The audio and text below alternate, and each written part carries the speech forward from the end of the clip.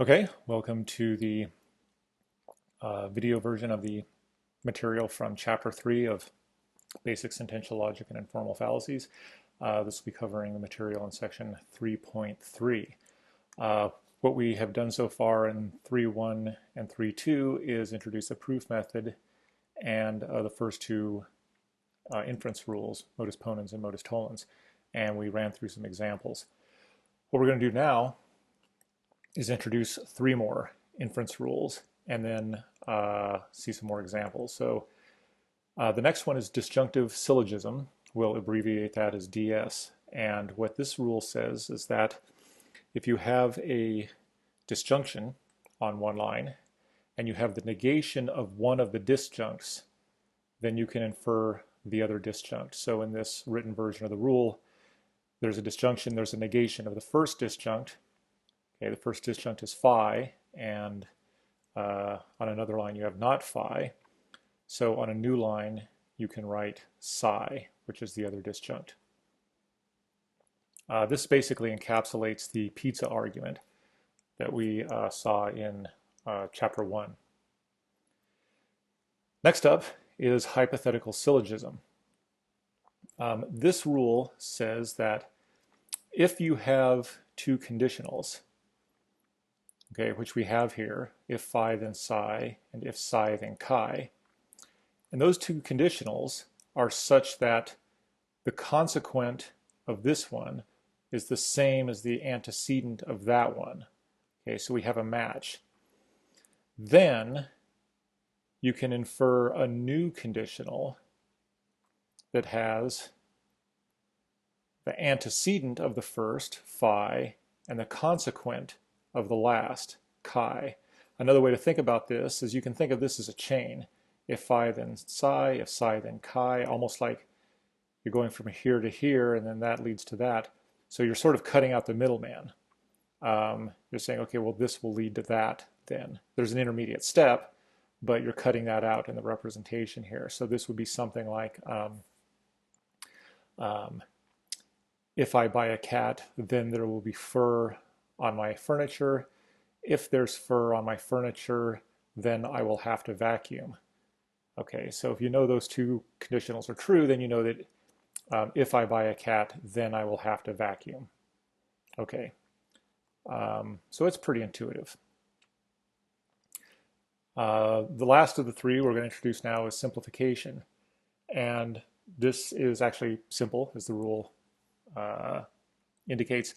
If you have a conjunction, then you can write either conjunct by itself on a new line. Okay, in this case I wrote the second conjunct, but you could also simplify the first conjunct. All right, let's see some examples.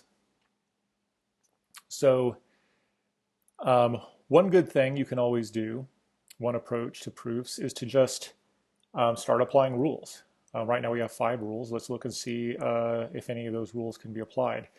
Now, 3 of our rules require conditionals. Okay, modus ponens, modus tollens, and hypothetical syllogism all work on conditionals. Okay, and we have 2 that don't require conditionals. There's disjunctive syllogism and simplification. Now, if you look at our the lines we have so far, 1 and 2, you can see neither of them as a conditional. Okay, now this is an important point, and I'll come back to it later. You might think, well, hey, Rick, actually we do have a conditional. Look right here. If E, then not G. True, there's a conditional here, but it's not the entire line. Premise 1 is a disjunction. Okay, yeah, its second disjunct is a conditional, but the rules have to apply to entire lines, and I'll talk more about that later. So the whole line would have to be a conditional. And here the whole line is a disjunction. So the only 2 options for us would be disjunctive syllogism, and we do have a disjunction, but we don't have the negation of either disjunct. Now you might say again, oh wait, Rick, we do have the negation of one of the disjuncts right here. Well, again, this has to be on a line by itself. Okay, line 2 is not the negation of that. Okay, line 2 is a conjunction. The first conjunct is the negation of that. Well, that's good news because one of our rules is simplification. So we can actually get this first conjunct out by itself. In fact, we can get both of those conjuncts out, which I'm going to do. So I'm going to do the rule of simplification twice to simplify both of these conjuncts off on lines by themselves. So now I've got more pieces to work with. In particular, one of these pieces, not D, is what I need to do disjunctive syllogism up here. Okay, so before I do that, let me just remind you of something. In the rule of simplification, the way it's written, like I said, it's the second conjunct that got simplified, but you can do the first one as well. And in fact, this is an example. On line 3, I simplified the first conjunct off. In line 4, I simplified the second. And in line 4, I simplified the first one off. No problem. Okay, let's go back to the proof. So now I can do disjunctive syllogism. I've got a disjunction on line 1. Line 4 is the negation of the first disjunct. Okay, it's a negation of one of the disjuncts, so I can infer the other disjunct, in that case, the second one, if E then not G, which I'll put here on line 5. And that's from disjunctive syllogism on lines 4 and 1. Now what can I do? Well, remember what we said earlier. We said, we can't work with this conditional because it's not on a line by itself. Well, now it is. We managed to break it off with disjunctive syllogism. So now it is a line on itself. So now we can do something with that. We could do a modus ponens or a modus tollens, or use it with a hypothetical syllogism if we could. There's only one we can do, though. We can't do modus ponens because for modus ponens we would need E, and we don't have E up here. And we can't do hypothetical syllogism because that requires two conditionals, and this is the only one we have. But we can do a a modus tollens, because we do have the negation of the consequent right here on line 3. So by modus tollens, we can get the negation of the antecedent, which is cool because that's the conclusion. And so this proof is done. So this was, we got this by using the rule of modus tollens on 3 and 5. Okay. 5 is a conditional, 3 is the negation of the consequent, so by modus tollens we get the negation of the antecedent. So E becomes not E. Okay, let's do another example. We have 4 premises. We're trying to get if B, then D. Again, why don't we just start off by just doing whatever we can and see if something interesting pops up. So if you look at this, you can see there's only three things we can do right now in terms of what we can do with our rules.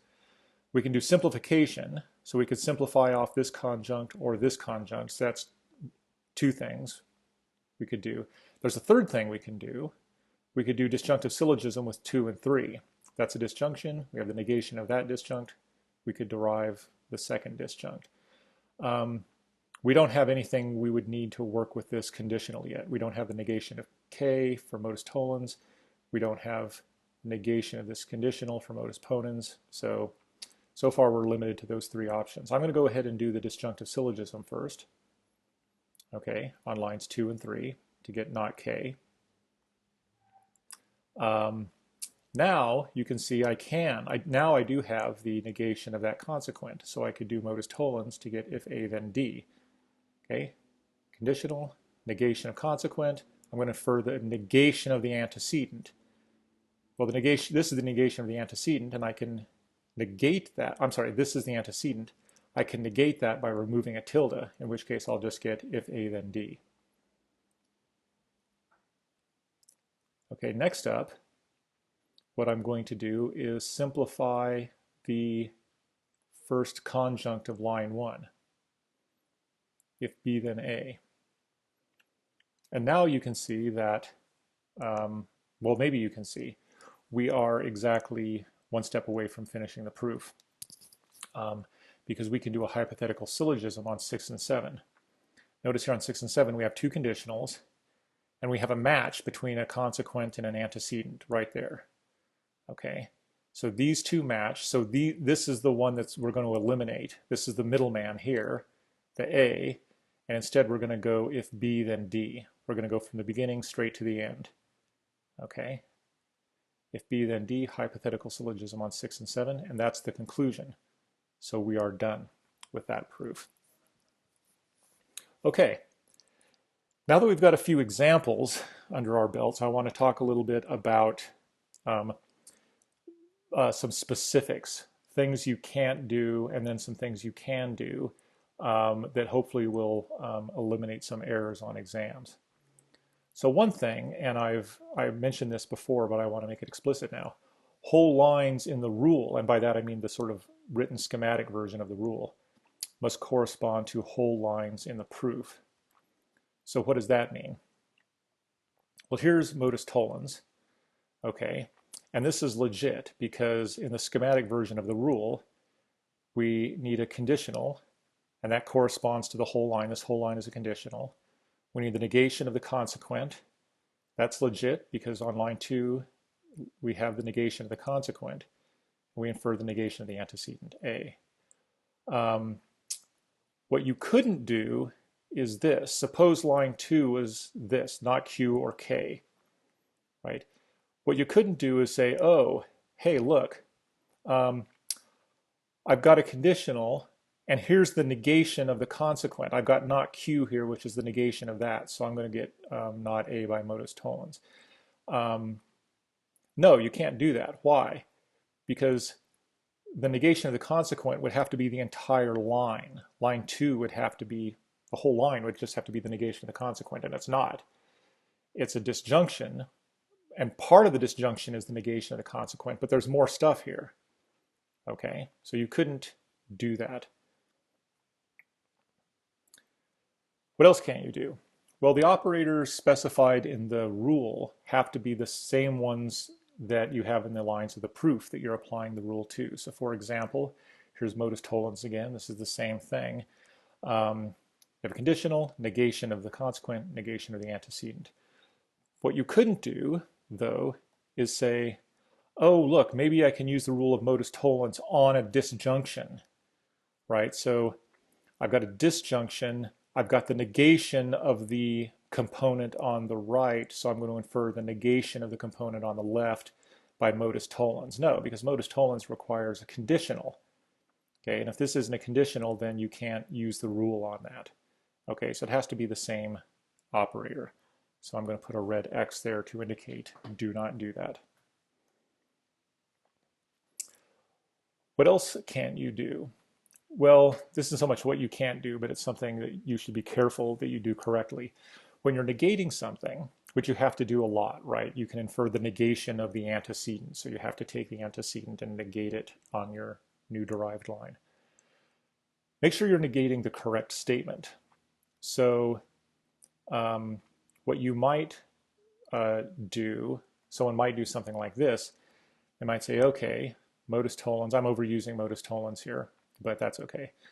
I've got a conditional, I've got the negation of the consequent, so I'm going to infer the negation of the antecedent. Well, what's the antecedent, A or B? I need the negation of that, so I'm going to put A or B here and then slap a tilde on the left. Well, that's not right. Why isn't it right? Okay, well, it's not right because what I need to do is to negate the antecedent, and the antecedent is this disjunction. So I would need to negate the disjunction.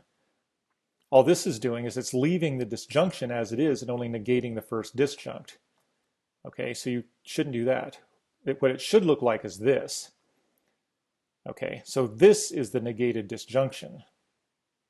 Okay, I have the tilde out here.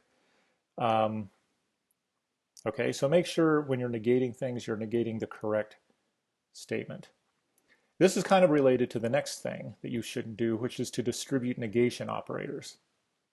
So let's go back to this, which is the same one I just had up. And the derived line in the end is not A or B, the negation of A or B. Some people sometimes ask, well, instead of that, could I write not A or B as not A or not B, which would be distributing the negation operator? And the answer is no. Not A or B is not equal to the negation of A or B. Okay, so if you have this, just keep it this way. Don't rewrite it as that.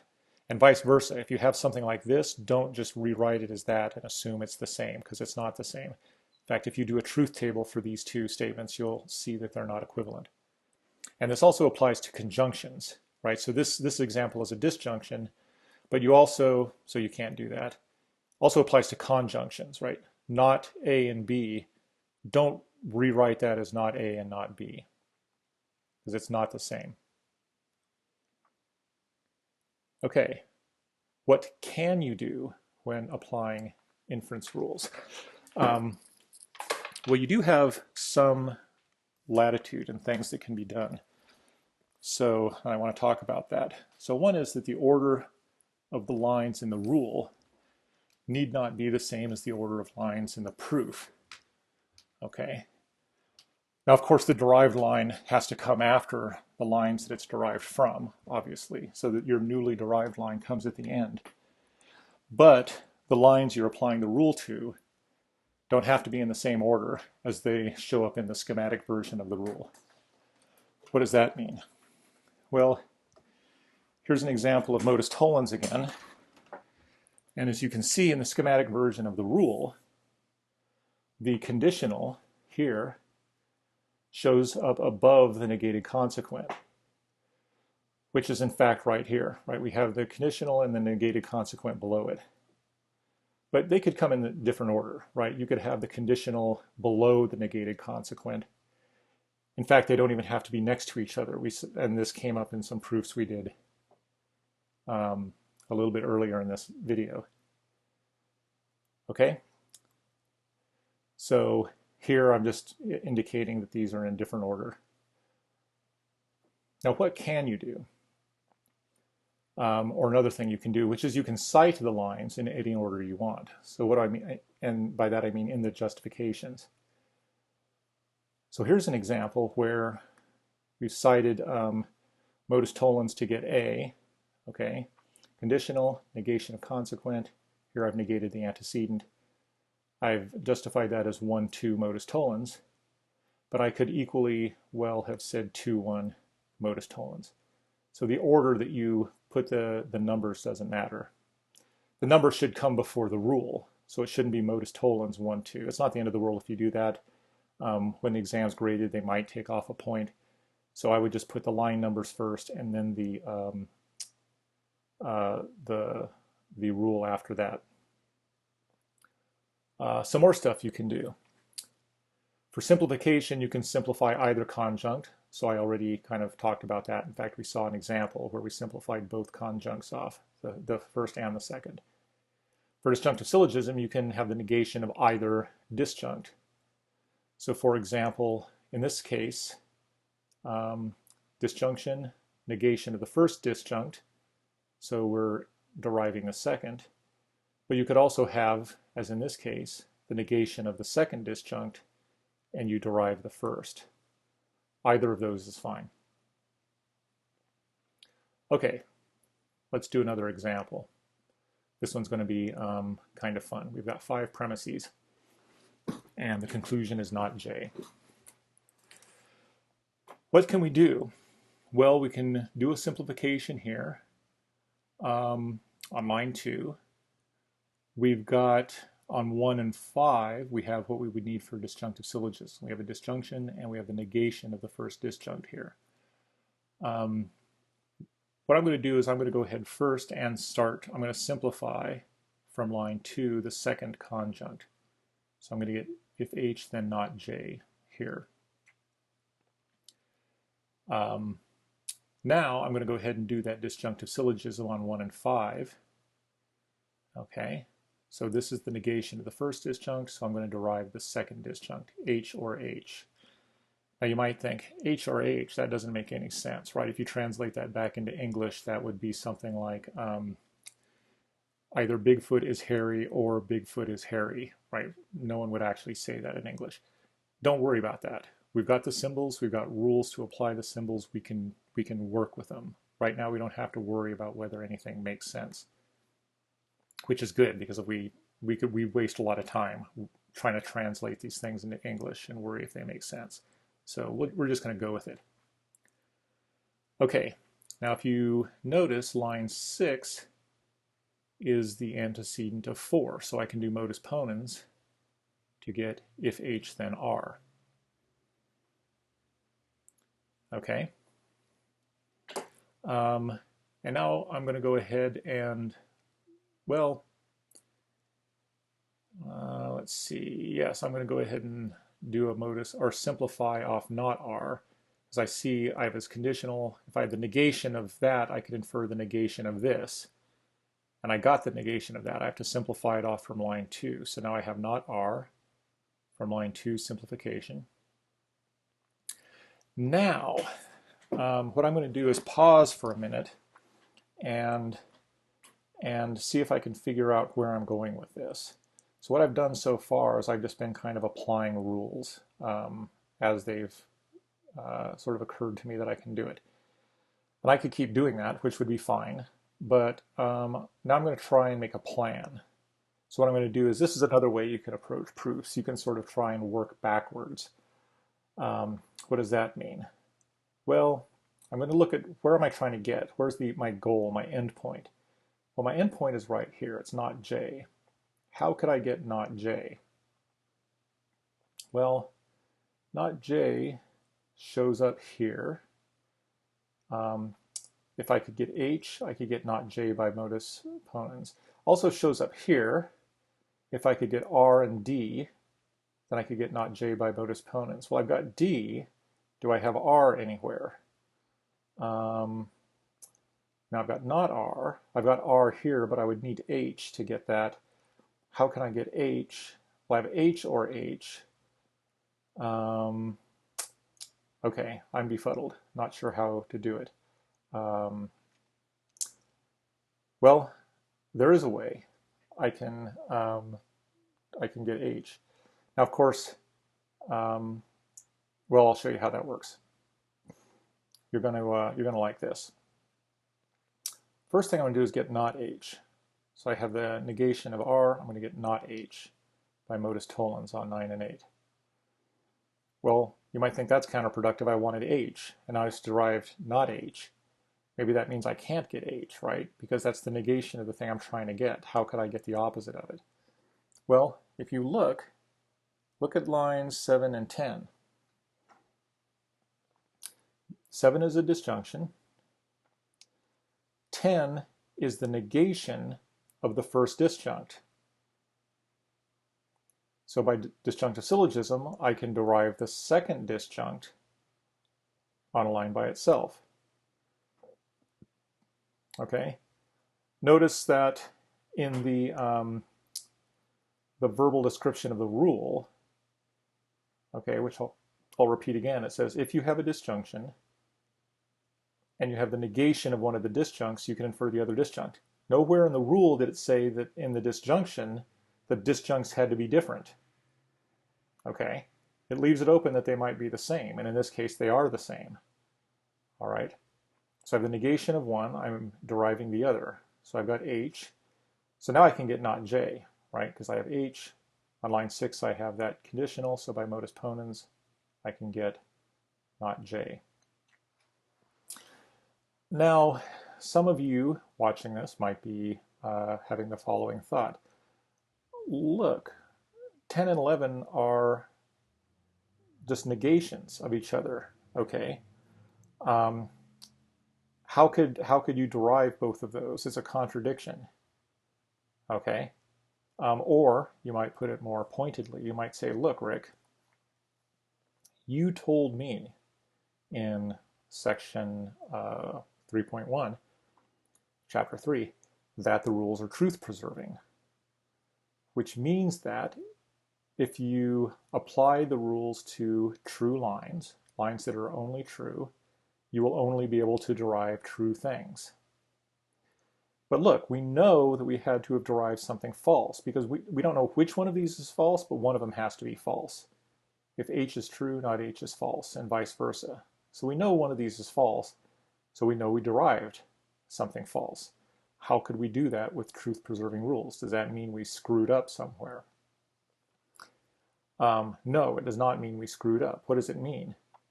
Well, it means that the things we were applying the rules to can't all have been true. Okay. If they were true, we could never derive something false. We would never be able to derive this, which means that these things can't all be true.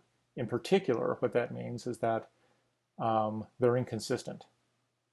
If you do a truth table for these premises, you'll find that there's no row on which these are all true. It's not possible for these to all be true at the same time. Okay, and that's why we managed to derive this contradiction here, derive something false. At least one of those is false. Okay, well now you might say, well gosh, Rick, now I'm even more confused because I thought that the whole point of the proof method was to determine argument validity, and we're assuming the premises are true and then seeing if we can derive the conclusion from those premises. And if we can, we've shown that if the premises are true, the conclusion has to be true. But now you're saying it's possible that we have premises that aren't all true, that are inconsistent. Okay, A, good point. B, here's why that isn't a problem. There's two possibilities. Either the premises are consistent, in which case it's possible for them to all be true at the same time, and then no problem. We can just do the proof method to determine argument validity. Or the premises are inconsistent, in which case the argument is going to be valid. Okay, any argument with inconsistent premises will be valid.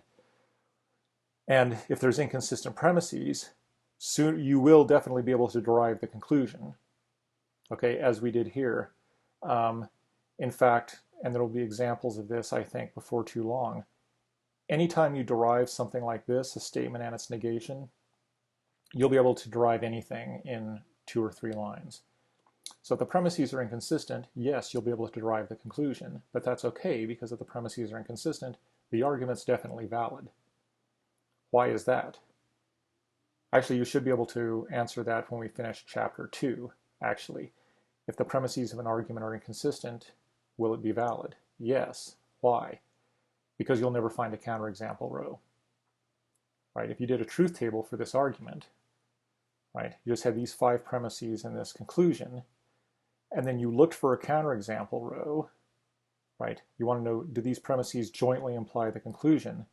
You'd be looking for a row where all of these are true, but that's false. Well, if these are inconsistent, you won't find a row where all of these are true. That's what inconsistent means. They can't all be true at the same time. So because of that, you'll never find a counterexample row. You'll never find a row where these are all true, and that's false. So no counterexample row means the implication holds, which means the argument's valid. So that's why it's not a problem. If the premises are inconsistent, yes, you'll be able to derive the conclusion, and the argument's valid, so the proof method works. If the premises are consistent, that means they can all be true at the same time. You'll only be able to derive true lines. If you derive the conclusion, you've shown the argument's valid, proof method works. So either way, proof method's fine. So that's what happened here. Okay, let's move on to the next example. Again, we have 5 premises. We got a lot of conditionals. This will be fun. And a disjunction up on premise 1.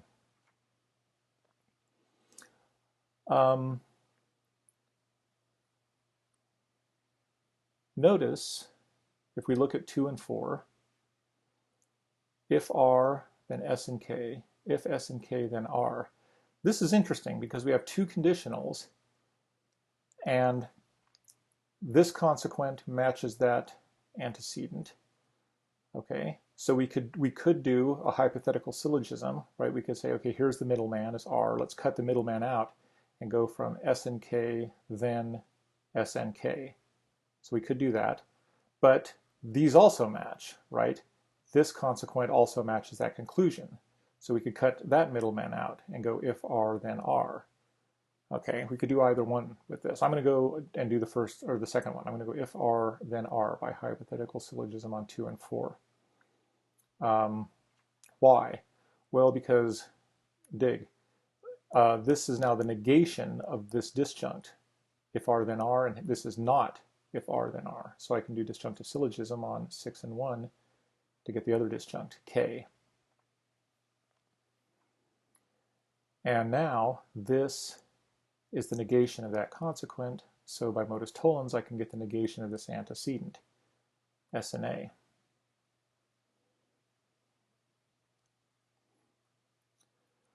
I can simplify A from line 8, that's the second conjunct, I'm simplifying that off. And now notice 9 is the antecedent of line 5. A, I can get if B then K, that's by 9, 5, modus ponens. And remember what I'm trying to get is not B. And that's good because I have the negation of the consequent. I can infer the negation of the antecedent, which is not B, by modus tollens on 7 and 10. Okay, and that is it for section 3.3.